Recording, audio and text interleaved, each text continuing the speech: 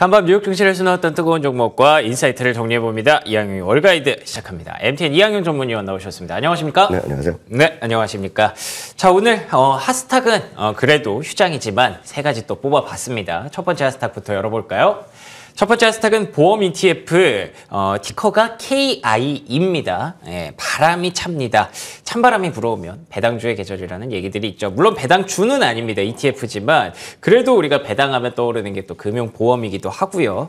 그래서 그런지 이 종목의 주가 추이가 예사롭지 않습니다.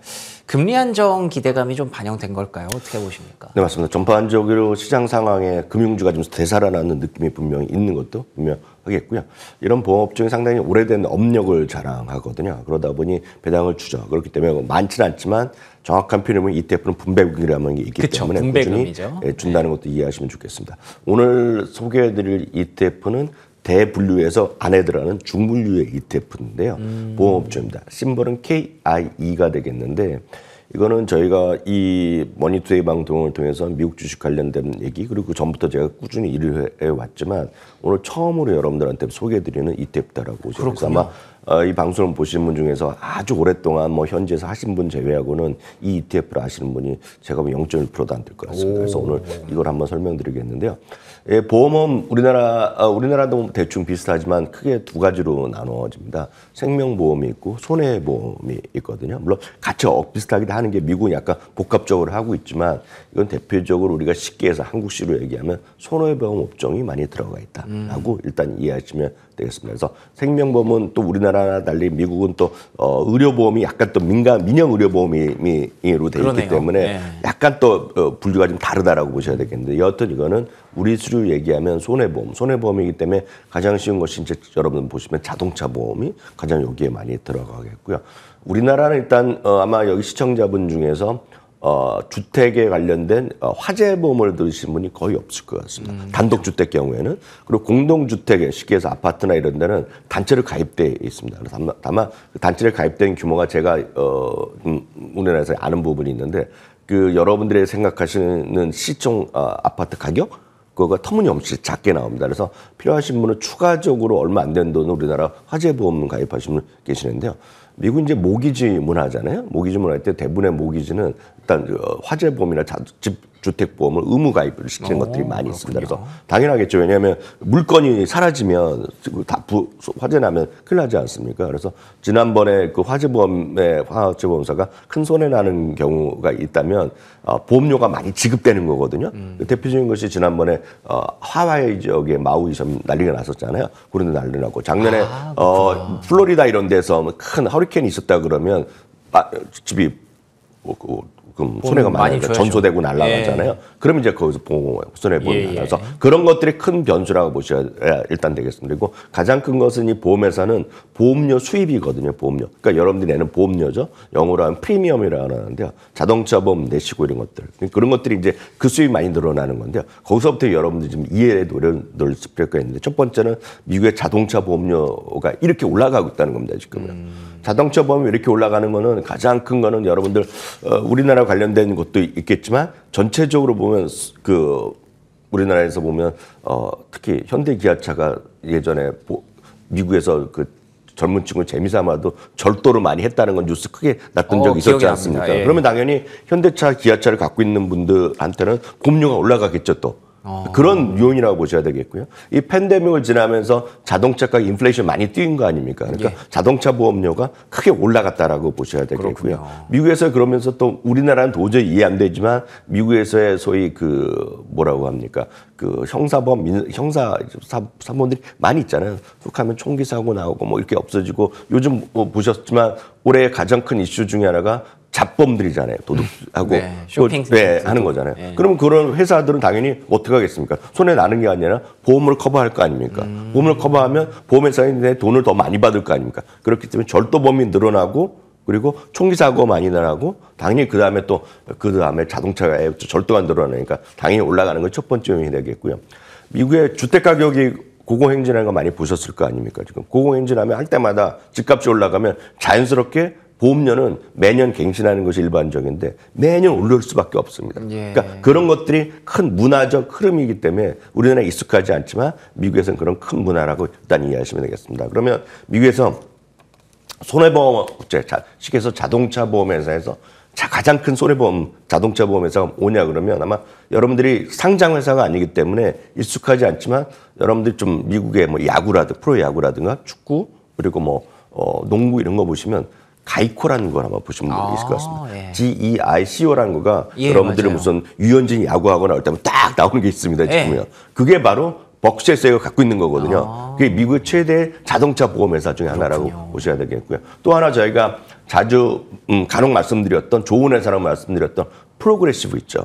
프로그레시브가 한 3위권 안에 뭐 올해는 1위 했다는 얘기도 있는데 그것이 주택 및 자동차 보험, 특히 자동차 보험 3위권 안에 꾸준히 들어오는 회사거든요. 그러니까 자동차 그리고 집 이런 것들에 대한 보험료가 집값이 올라가고 손해는 커지고 사람들이 많이 자동차 훔치고 당연히 절도범이 늘어나고 그러니까 갑자기 조그만 샵에서도 절도범에 대한 보험을 안 들다가도 보험을 들 수밖에 없는 거죠. 그렇구나. 그런 것들이 이어지면서 지금 보험업종이 상당히 고공행진하고 있고 예. 여기에 보험행진의 핵심적인 것은 말씀드렸던 손해보험이다. 우리식으로 얘기하면 약간 생명보험 의미도 있지만 손해보험이라고 보셔야 되겠습니다. 바로 이 부분이 지금 주가의 어떤 그 주가의 고공행진을 가져오고 있고 이 KI ETF는 사상 최고를 가고 있는데 이런 추세가 금리도 금리지만 이게 꺾이기가 쉽지 않습니다 지금. 왜냐하면 갑자기 집값이 떨어지거나 예를 들어서 허리케인이 갑자기 나타나는데 올해는 허리케인도 작년보다 적었거든요. 작년에 플로리다 이런 허리케인 올해 없었거든요. 그러니까 이런 것들이 전체적인 상승을 가져오고 있다고 보셔야 되겠고요.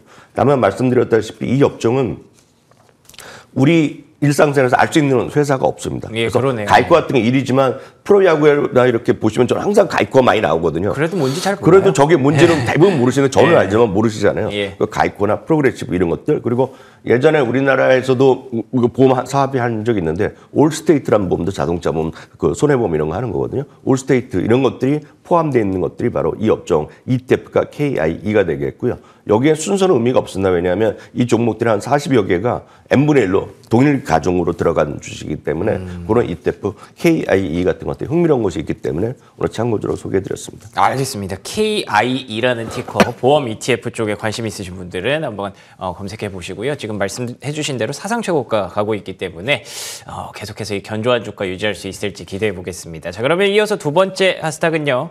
에버크롬비 앤 피치, 우리가 흔히 부르는 아베크롬비 그 회사 맞습니다. 그렇지만 다 같은 의류 소매 업체가 아닙니다. 왜냐하면 계속 소비 둔화 우려가 지속되면서 관련 업종이 좀 주가가 안 좋거든요. 근데 이 종목은 전혀 다릅니다. 실적도 괜찮았고 심지어 올해 가이던스도 상향했다고 들었어요. 네, 맞습니다.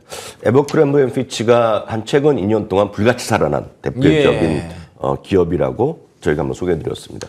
이렇게 상당히 역사의 뒤안길에서 사라졌다가 다시 뜨는 기업이 대표적인 것이 어그를 갖고 있고 호카를 갖고 있는 데커스가 작년 여름부터 좀 올라가기 시작했고요. 어그 요즘 진짜 많이 팔리더라고요. 어그는 진짜 많이 팔리죠. 여러분들 보시면 지하철이 전 지하철 주로 타고 다니보면 어그를 쓰는 친구가 진짜 분들도 많고요. 어그가 예전에 같은 그런 뭐라 그럴까요? 브라운색이라고 하나요? 그런 거 말고도 약간 부츠형으로 돼 갖고 다양해졌어요. 화려한 색인 것도 있고 남성용 어그도 있고 그래서 그건 여러 번 소개해드렸고 또 하나가 이제 나이키는 나이키지만 호카의 열풍에 대해서 몇 번 말씀드렸잖아요. 그래서 호카 이런 것들이 나오면서 지금 데커스는 뭐 사상 최고 고축이 계속 가고 있는 엄청난 거가 되겠는데요.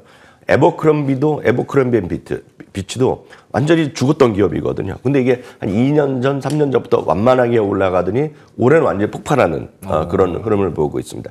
그럼 도대체 에버크롬비 앤 피치가 왜 이렇게 그동안 한때 잘 나가다가 어려워졌냐. 이게 한때 잘 나갔다는 거가 제 기억으로 보면 제가 편하게 말씀드리면 이효리 시대입니다. 이효리 시대 핑클 시대에 엄청 떴었던 겁니다. 그래서 우리나라에는 브랜드가 제대로 안 들어가고 소매 전문으로 약간 들어왔었지만 그때 그 이효리 씨가 한번 입고 나면 그걸 벌써 10몇 년 전이거든요. 처음 핑클 시대 10년, 15년 전인데 그때 한번 입고 나면 전 세계에서 동났다는 얘기를 했습니다. 그 당시에 정말 K-팝 요즘 같은 케이팝만 아니지만 그 당시에 한국 사람, 동양 사람들이 다 그거 입었다는 건데 어느 순간 사라지게 된 것이 에버크렘 앤 피츠가 가장 큰 거가 인종 갈등, 그런 남성 그렇죠. 우위, 맞아요. 남성 우위, 그리고 백인 우월 이런 것들이 완전히 거기에 다 있던 겁니다. 그래서 예. 모델이 보면 항상 보면 운동 엄청 하게 하는 운동 남성, 백인 남성, 그리고 섹시한 여성 이런 것들을 지금 했기 때문에 완전히 그런 ESG의 그런 거로 때 문화가 활발해지면서 거기에 이제 완전히 아웃됐었는데요. 그때 그런 걸 주도했던 남성 주도의 임원 CEO가 날아가고 여성 CEO가 들어온 거가 한 4년 정도 됐거든요. 그래서 변화가 그때부터 변화를 하면서 이게 이제 모델의 메인 페이지에 가면 딱 이런 그림입니다.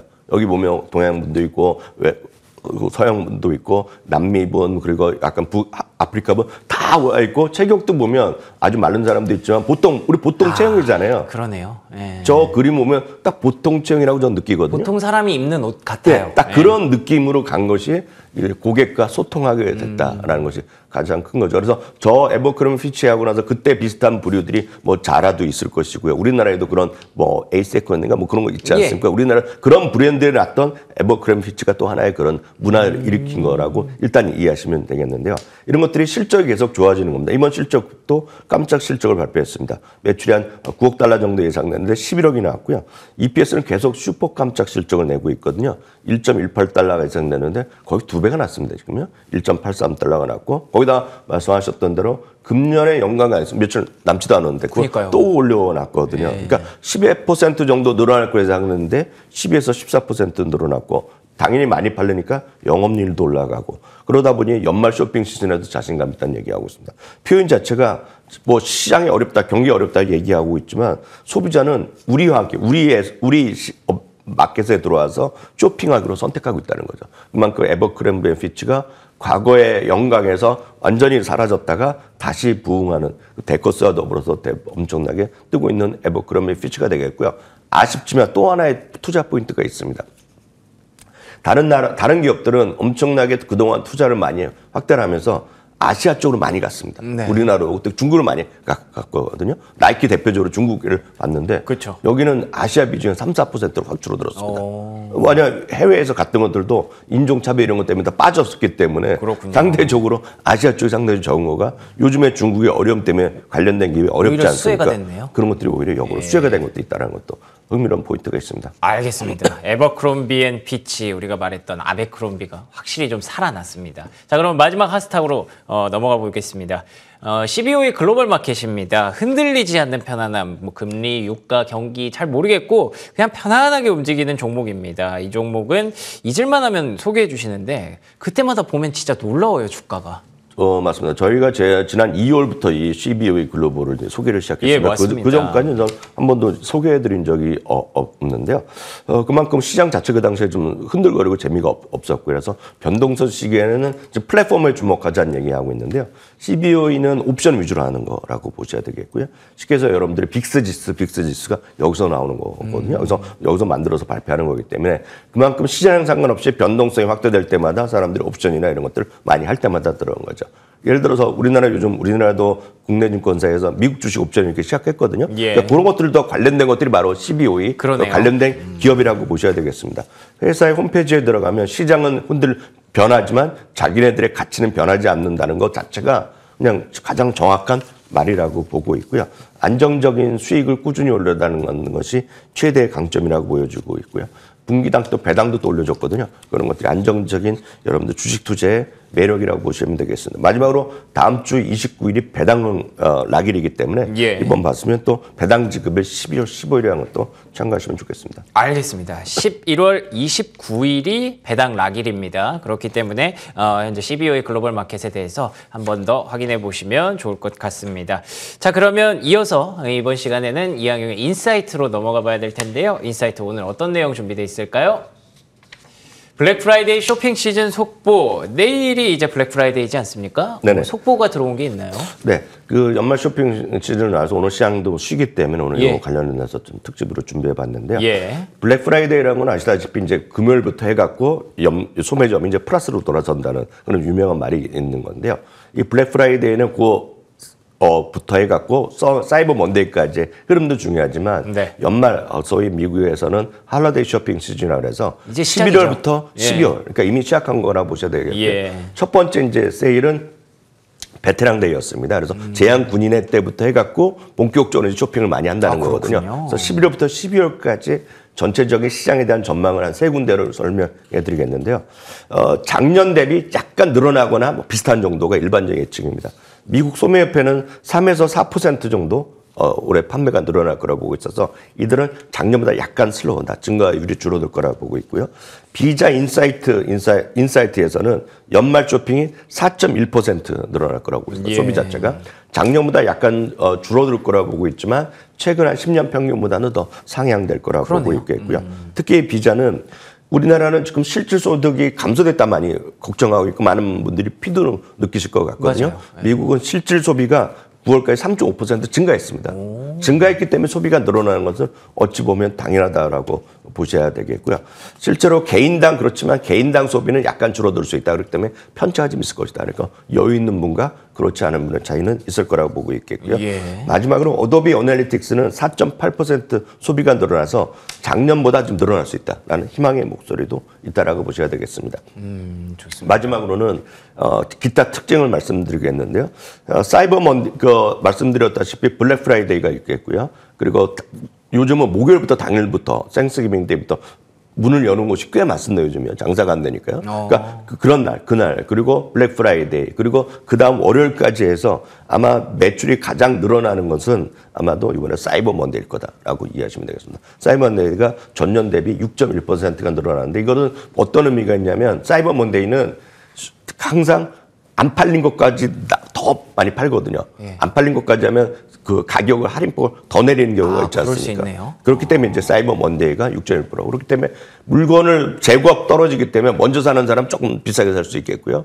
그리고 좀 더 싸게 살려는 분들은 그럼 사이버 먼데이라고 보시면 되겠습니다. 그리고 품목별로 보면 다 나오거든요. 그래서 네네네. 우리나라에서도 그 사이버 블랙 프라이데이 노리시는 분 많이 있고 직구 노리시는 맞아요. 많이 있던데 이번에도 역시 작년보다 할인율이 조금씩 더 높습니다. 아마 이번에도 전자제품과 장난감. 그래서 장난감은 워낙 미국에서 가장 핫한 제품이거든요. 이런 행사 때마다요. 그래서 이번에도 가장 높은 것이 나올 것 같고요. 흥미로운 걸 보면 어느 날 사면 가장 좋을지 여러분들 쇼핑하기 궁금한데요? 위해서 네. 말씀드리면 이번에도 역시 월요일 내지는 금요일 정도 해갖고 보시는 것이 품목별로 다 다르다라고 보셔야 되겠고요. 그리고 가장 아마 여러분들이 물건을 제일 싸게 사는 날은 제가 참고적으로 말씀드리면 박싱데이라고 해서 12월 26일. 그렇지만 12월 26일 크리스마스 다음 날인데 맞아요. 12월 26일 날 사시려면 여러분들이 원하는 재고, 원하는 치수가 없기 때문에 그럴 수 잘 있네요. 판단하셔야 되겠습니다. 그래서 가장 쌀수록 여러분들이 원하는 건 없다라는 것도 참고해서 마지막으로 말씀드립니다. 알겠습니다. 많은 분들이 혹시 장전을 하고 계실까요? 지금 블랙 프라이데이가 당장 내일부터인데 사이버 먼데이까지 좀 보시면 좋은 물건 잘 사실 수 있지 않을까. IT와 장난감 분야에서 확실히 좀 많이 나올 것 같다고 하네요. 지금까지 이항영 MTN 전문위원과 함께했습니다. 오늘도 좋은 말씀 고맙습니다. 네, 굿모닝 글로벌 금요일 순서 여기서 마치겠습니다. 저희는 다음 주 월요일 아침 5시 55분에 돌아옵니다. 이어지는 출발 성공 투자 역시 NTN 머니투데이 방송과 계속해서 함께해 주시기 바랍니다. 시청해 주신 여러분 고맙습니다.